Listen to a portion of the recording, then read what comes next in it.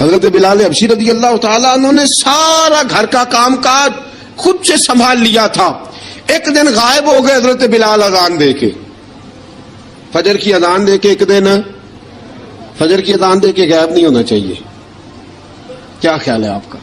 مؤذن کو اذان دے کے غائب, اسے مسجد میں پھر رہنا چاہیے. حضرت بلال حبشی رضی اللہ تعالیٰ عنہ اذان پڑھی, غائب ہو گئے. صحابہ ڈھونڈ رہے ہیں بلال کدھر ہے, اقامت پڑھے. حضور نے فرمایا ٹھہر جاؤ, بلال آئے گا تو اقامت پڑھے گا.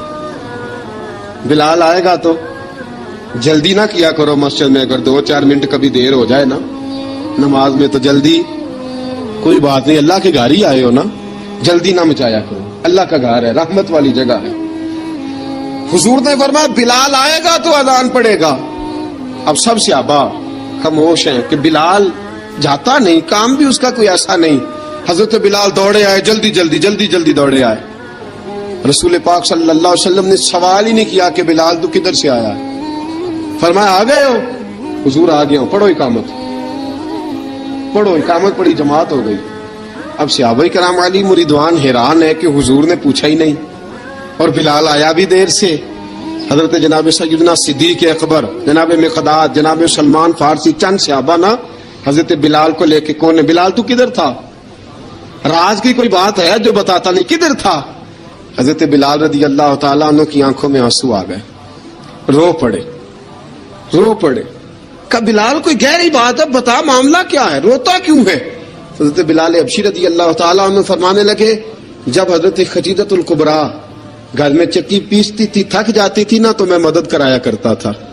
کتنے دن بیت گئے, جب فجر کی اذان دینے کے لیے گزرتا ہوں تو حضرت فاطمہ الزہرا کے بچے روتے ہوتے ہیں. فرمایا میں نے حضرت فاطمہ کو گود میں کھلایا ہے, مجھے اپنے محبوب کی شہزادی سے بڑا پیار ہے. کئی دنوں سے حضور کی خدمت میں عرض کر رہا تھا یا رسول اللہ کو مہربانی فرمائیں. حضور نے رات پیغام بھیجا ہے سیدہ فاطمہ کو کہ بلال جب آئے تو پردہ کر کے اندر چلی جایا کر. حضرت بلال فرماتے ہیں اذان دے کے گیا تھا حضرت فاطمہ کے گھر, میں نے کہا محبوب کی بیٹی ذرا پردہ کر لے, تو بچوں کو دودھ پلا, میں تیری چکی پیس دیتا ہوں. حضرت بلال حبشی کی آنکھوں میں آنسو رو رو کے بتلاتے ہیں. فرمایا سیدہ طیبہ طاہرہ حضرت فاطمہ الزہرا, میرے حبیب نے پتہ کیا فرمایا؟ فرمایا جس نے فاطمہ کو راضی کیا اس نے تو مجھے راضی کیا ہے.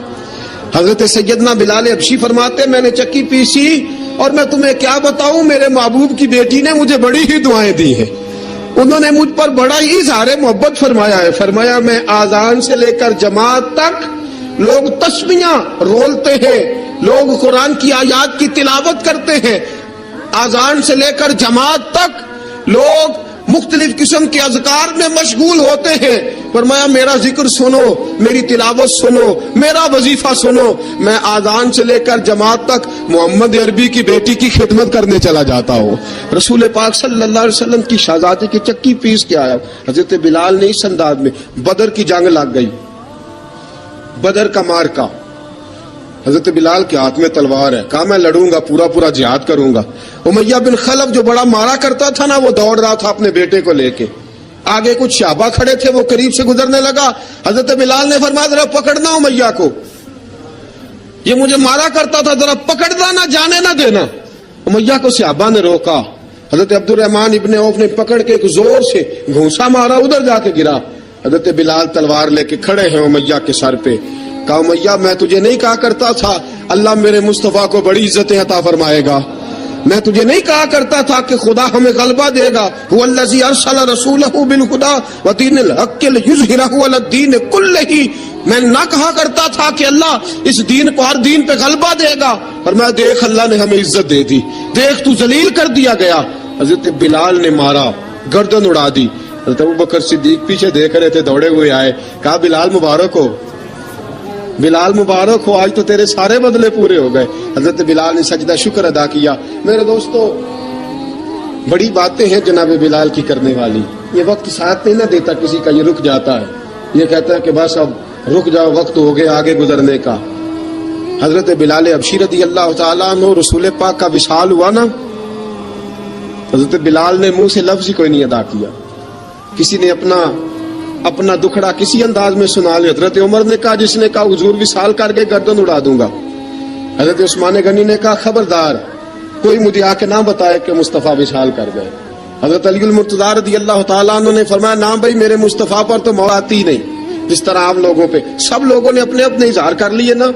بلال نے کسی کو دکھ بتایا ہی نہیں. ایک کونے میں بیٹھ کے نا حضرت بلال اکیلے آنسو بہاتے رہے, کسی کو بتایا ہی نہیں, اکیلے روئے. ایک شخص کہنے لگا یار بلال بولتا نہیں, کہا نہ بلاؤ اسے. عصر کی نماز کا وقت ہوا نا تو وہ بلال جو کعبے کی چھت پہ بغیر سیڑھیوں کے چڑھ گیا تھا, وہ بلال جو کعبے کی چھت پہ بغیر کسی سہارے کے چڑھ گیا تھا, اس بلال کو کہا کہ بلال چل ذرا آذان پڑھ مسجد کی چھت پہ چڑھ جا. حضرت بلال کئی بار چڑھے اور کئی بار گرے, کئی بار چڑھے اور کئی بار گرے. حضرت بلال حبشی رضی اللہ تعالیٰ نے آواز دی, کہا سلمان میری مدد کرنا, میری مدد کرنا, اب مجھ سے چڑھا نہیں جاتا, اب مجھ سے جایا نہیں جاتا. جناب سلمان فارسی نے بھی سوال نہیں پوچھا کہ بلال تو بیمار ہے, یہ نہیں پوچھا. حضرت بلال کو 2-4 صحابہ نے اٹھایا, چھت پہ پہنچایا. بلال نے اذان شروع کی. جب کہا نا اللہ اکبر اللہ اکبر, وہ آواز جس میں بڑا سوز ہوتا تھا, بڑی درد, بڑی بلندی ہوتی تھی, بڑا جوش خروش ہوتا تھا, آج وہ آواز دب گئی. جب بلال نے کہا نا اشہد ان لا الہ الا اللہ, حضرت بلال رضی اللہ تعالیٰ عنہ نے تھوڑی دیر روک کے سانس لیا. جب کہا نا اشہد ان محمد الرسول اللہ, جو سارے چپ کھڑے تھے نا ان میں سے ایک بابا رو پڑا, جس کا نام ابو بکر صدیق تھا.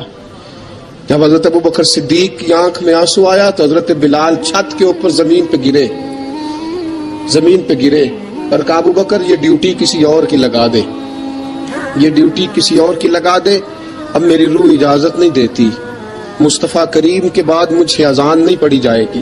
آپ نے واقعہ سن رکھا ہے کہ ایک بار صحابہ نے بلایا, دوبارہ آئے, حضور خواب میں ملے, کہا بلال تو آتا کیوں نہیں؟ بلال چھوڑ کے چلے گئے تھے. فرمایا اب میرا یہاں دل نہیں لگتا. ملک شام کے شہر حلب میں چلے گئے تھے, چھوڑ دیا تھا مدینہ منورہ, اب میری نگاہوں میں جچتا نہیں کوئی, جیسے میرے محبوب ہیں ایسا نہیں کوئی. حضور خواب میں ملے, آئے مدینے, حضرت بلال آخری بار. لوگوں نے کہا اذان پڑھو, کہا مجھے وہ اذان بھول ہی گئی ہے جو مجھے مصطفیٰ کریم کے زمانے میں پڑھا کرتا تھا, مجھ سے نہیں پڑھی جاتی, نہ مجھے کہو, میں کیسے پڑھوں. امام حسن اور حسین نے آ کے دامن تھاما نا تو کہا بیٹا میں تمہاری نانی کا بھی نوکر رہا ہوں, میں تمہاری ماں کی چکی بھی پیستا رہا ہوں, مجھ سے کوئی فرمائش نہ کر ڈالنا, میں نے نوکری کی ہے, اور مجھے اگر اللہ نے توفیق دی تو میں تمہارے بچوں کے پیر بھی دھویا کروں گا. لیکن امام حسن رضی اللہ تعالیٰ عنہ نے فرمایا بلال ایک بار تو اذان سنانی پڑے گی. سنائی بلال نے اذان. کوئی گھر مدینے میں ایسا نہیں تھا جہاں سے رونے کی آواز نہ آئی ہو. حضرت عمر فاروق رضی اللہ تعالیٰ عنہ اپنے زمانے میں شام گئے تو جناب بلال حبشی رضی اللہ تعالیٰ عنہ سے کہا کہ اذان پڑھو. حضرت بلال نے فرمایا میں پڑھ ہی نہیں سکتا. بڑی ہمت کے بعد اذان پڑھی اور جناب بلال نے کہا تم اگر روئے نہ تو میں اذان پڑھوں گا. رونا نہ, وعدہ لے لیا. حضرت عمر تو نہ روئے لیکن معاذ ابن جبل نے رونا شروع کر دیا. جب معاذ ابن جبل روئے تو پھر عمر بھی روئے, جب عمر روئے تو پھر بلال بھی روئے. وہ اذان اشہد ان لا الہ الا اللہ تک گئی. رسول پاک کے بعد پھر اذان اس سے آگے بڑھ نہ سکی. حضرت بلال کا وقت وصال آیا. حضرت ابو دردہ کے داماد تھے جناب بلال حبشی. حضرت ابو دردہ بہت معتبر صحابی ہیں, ان کی بیٹی حضرت بلال کے گھر میں تھی. حضرت بلال کا وقت وصال آیا تو آپ کی بیوی کہنے لگی بڑے افسوس کی بات ہے, آپ بچھڑ رہے ہیں. فرمایا افسوس نہ کر, مجھے مبارک دے, میں آج بچھڑوں گا تو جا کے رسول پاک سے ملاقات کروں گا. حضرت بلال حبشی نے, میرے دوستو, غریب آدمی تھے نا, مال تو زیادہ نہ دے سکے لیکن انہوں نے خدمت اس طرح کی. آپ میں کھنگالتا رہا کتابیں, 28-29 کتابیں میں نے کھنگالی اس ہفتے میں حضرت بلال پر. حضرت بلال کا دعویٰ ہی کوئی نہیں. پوری کتابوں میں, پوری سیرت میں کہیں کوئی دعویٰ ملتا, کہیں نہیں کہا میں نے یہ خدمت کی ہے. یہ دعویٰ حضرت بلال کا دعویٰ, میں غور کرتا رہا اس بات پر کہ سب لوگ دعویٰ کر لیتے ہیں نا, بعض صحابہ کے دعوے ملتے ہیں کہ ہم نے فلاں موقع پہ خدمت کی تھی, بلال بدر میں, بلال احد میں, بلال خندق میں, بلال فتح مکہ میں, بلال نے ساری خدمتیں اپنے سر. لیکن بلال کا دعویٰ, حضرت بلال نے اپنے منہ سے ایک بار بھی نہیں کہا میں نے ایک خدمت. عشق بہت کیا.